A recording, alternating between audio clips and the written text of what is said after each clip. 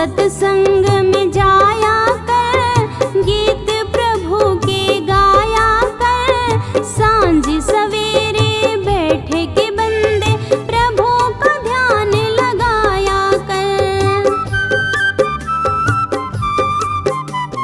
तू सत्संग में जाया कर, गीत प्रभु के गाया कर। सांझ सवेरे बैठे के बंदे प्रभु का ध्यान लगाया कर। लगता नहीं कुछ मोल रे, राम नाम अनमोल रे।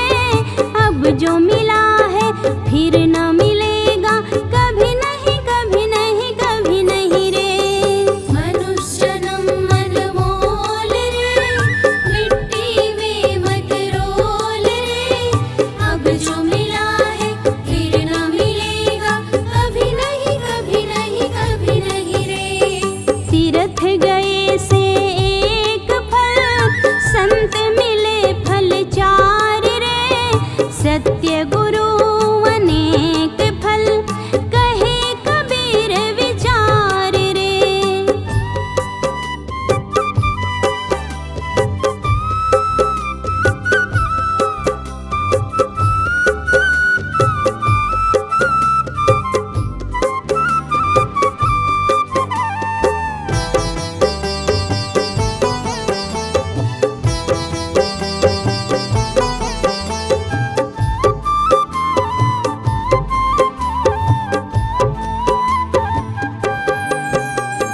मतलब का संसार है, इसका क्या एतबार है। सोच समझ कर चलना रे बंदे, फूल नहीं अंगार है।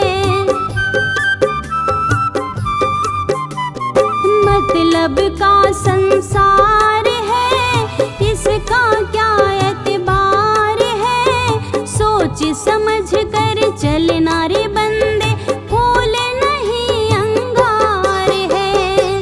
अब तो आँखें खोल रे, प्रभु से नाता जोड़ रे। अब जो मिला है फिर न मिलेगा, कभी नहीं कभी नहीं कभी नहीं रे। मनुष्य जन्म अनमोल रे, मिट्टी में मत रोल रे। अब जो मिला है फिर न मिलेगा, कभी नहीं कभी नहीं कभी नहीं रे। राम नाम तू बोल रे, जीवन में रस घोल रे। अब जो मिला है फिर न मिलेगा, कभी नहीं कभी नहीं कभी नहीं रे। अब जो मिला है फिर न मिलेगा, कभी नहीं कभी नहीं कभी नहीं रे। अब जो मिला है फिर न मिलेगा।